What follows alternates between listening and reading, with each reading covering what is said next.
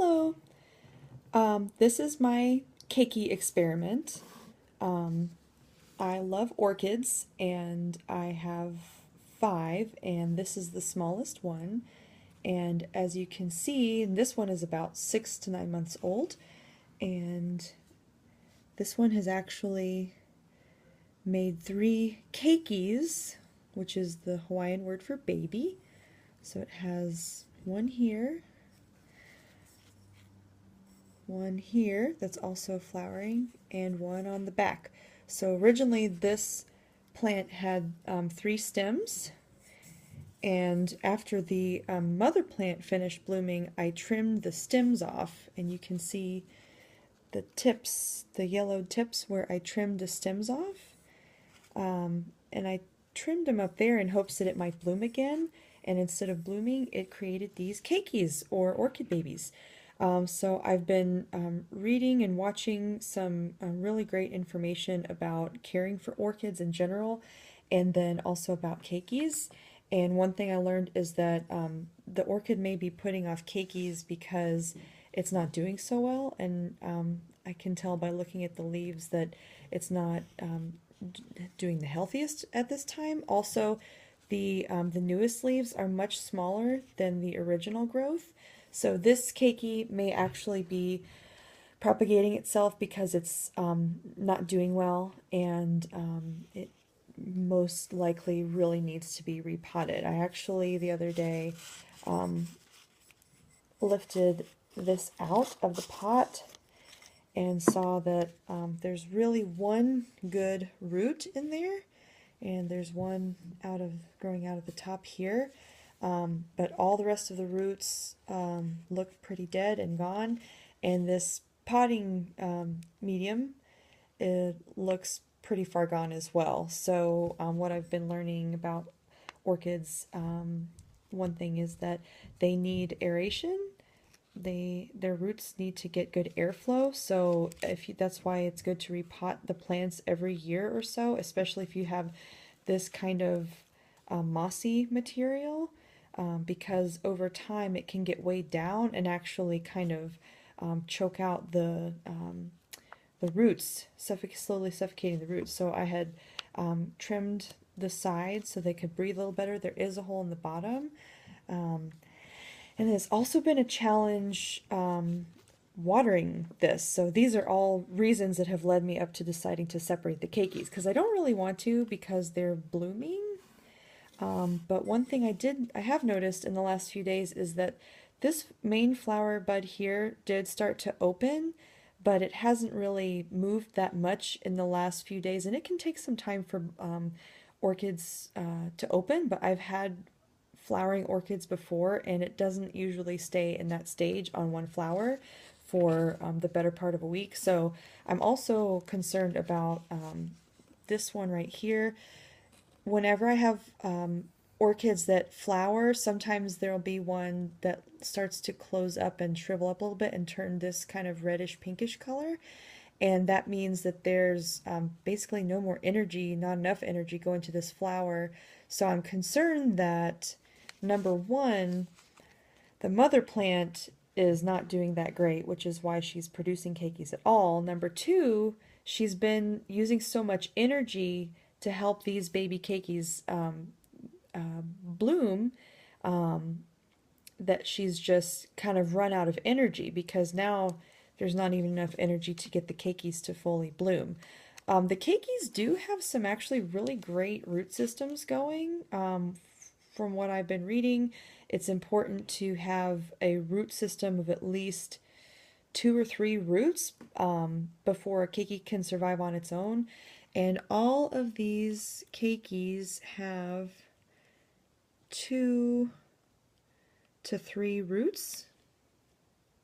Okay, 2 of them have 3 and 1 of them has 2.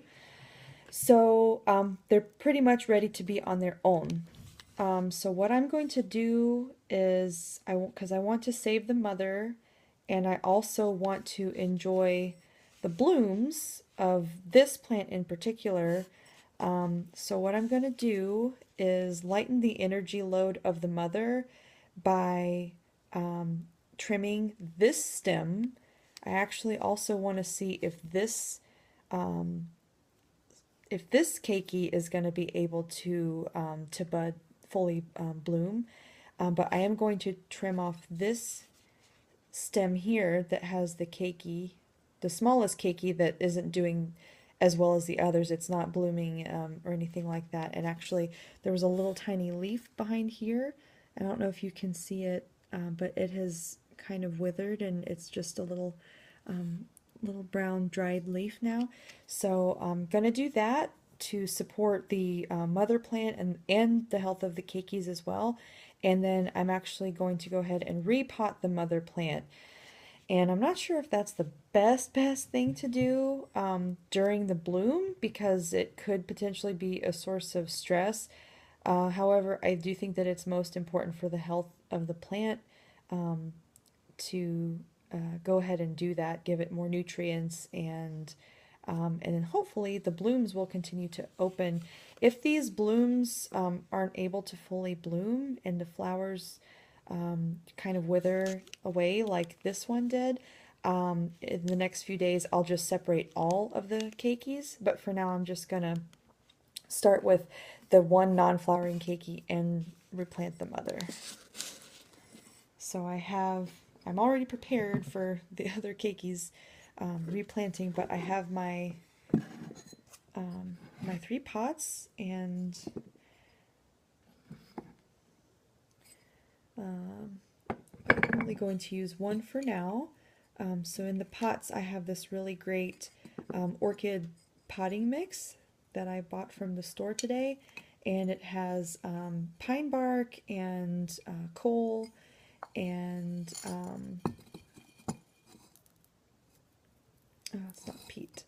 This is a drying element. I will have to check the name of it. I'm very new to orchids, as you can tell.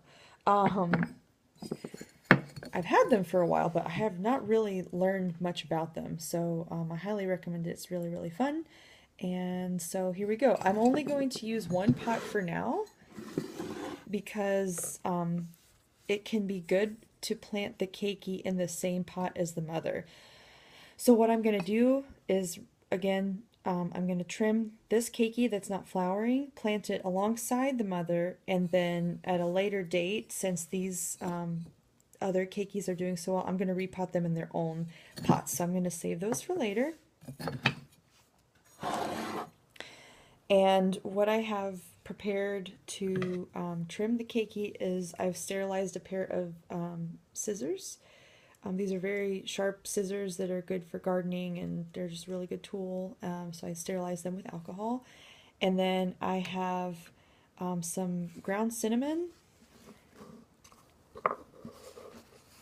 on a paper towel, you can see it, with a couple Q-tips. So this is something that's really good for preventing, it's an antimicrobial property spice, so it's going to prevent growth on the stem that's trimmed off that we wouldn't want to have. So I'm going to go ahead and trim the keiki, and been watching lots of good videos. And Miss Orchid Girl is the channel that I've been watching a lot of because I've had a lot of questions, and basically all the questions except this one. I don't think she has a video on this specific situation, so that's why I'm just doing this myself. But one of the things that she has mentioned in her videos is when you're trimming the flower stem, that it can be good, unless you want to induce the plant to flower again, it's good to cut all the way down to the bottom of the stem. So since I am doing this for the wellness of the plant and the other 2 keikis, I'm going to go ahead and trim all the way down to the bottom. Otherwise, I would do like I had done before and just trimmed above one of the nodes so that it would promote more flowering. I'm going to go all the way down to the bottom. It's all the way down.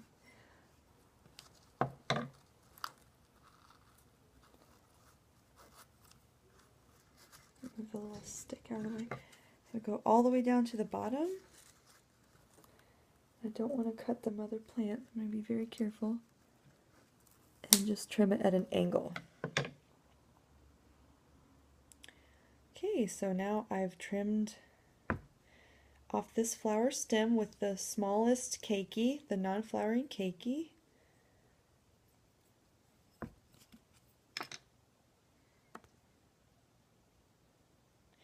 And so the first thing I'm going to do is I'm going to apply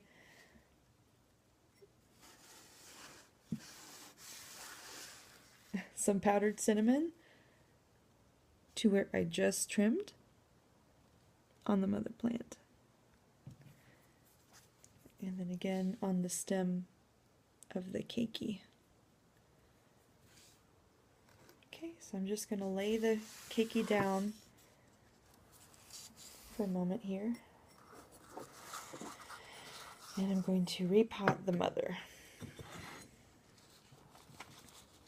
So I recently repotted all my other orchids, and it was the first time I've ever repotted an orchid.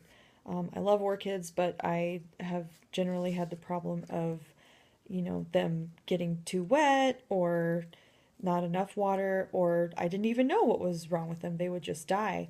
And I think that a big part of the problem was that they were in, I would always buy them in this kind of medium, this kind of mossy medium. So it retains water, which can be good, especially in areas that aren't as humid, because these plants are epiphytes, so they are taking moisture and nutrients from the air as well. So when you have a medium like this that kind of gets waterlogged and then pushes, you know, gets more compact, and it can push down on the roots, which can cause them to suffocate and not be able to get enough air. So these are almost free, and again, she's got a really good, okay, so she's got a couple viable roots here. This one not so much, this one not so much, but this one down here is alive, thankfully, so that's great. So I'm just gonna give a quick trim.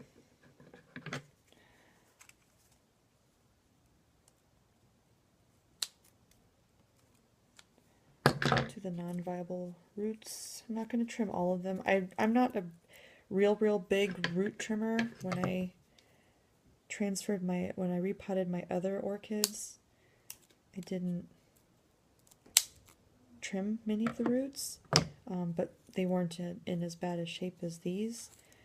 But I just want to just clean this one up a little bit, since most of these roots are not viable anymore.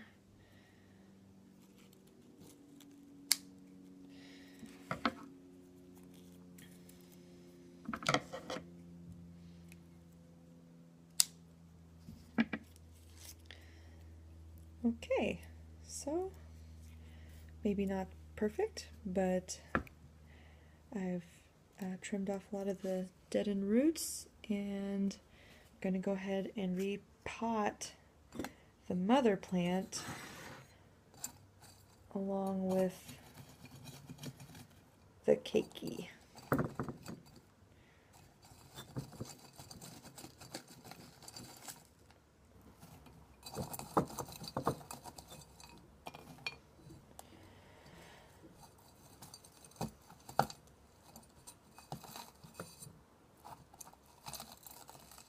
I don't want to squish the roots too bad here. I think I filled the pot a little too full. It's okay, just take it out. And I want to keep using these little sticks here, just for a little bit. Okay, so I'm going to plant the mother here.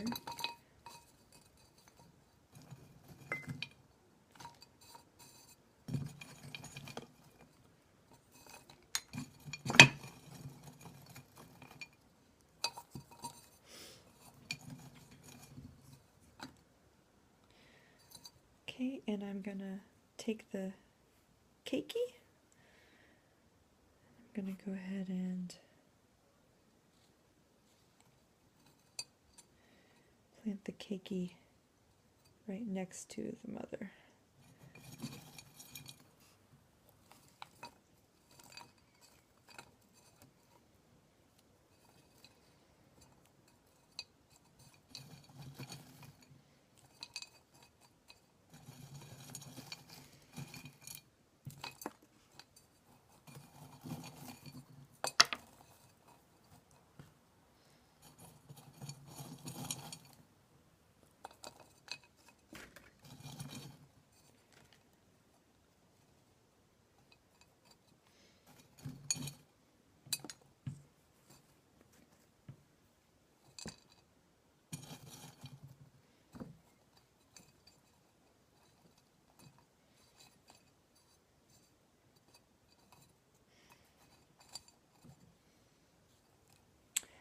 Okay, so now I have my repotted mother plant still with the two blooming keikis attached, and I'll give these a couple days and see how they do. If these beautiful blooms are opening and they're doing well, then I will leave them be until they're done flowering, and then I will separate them and repot them.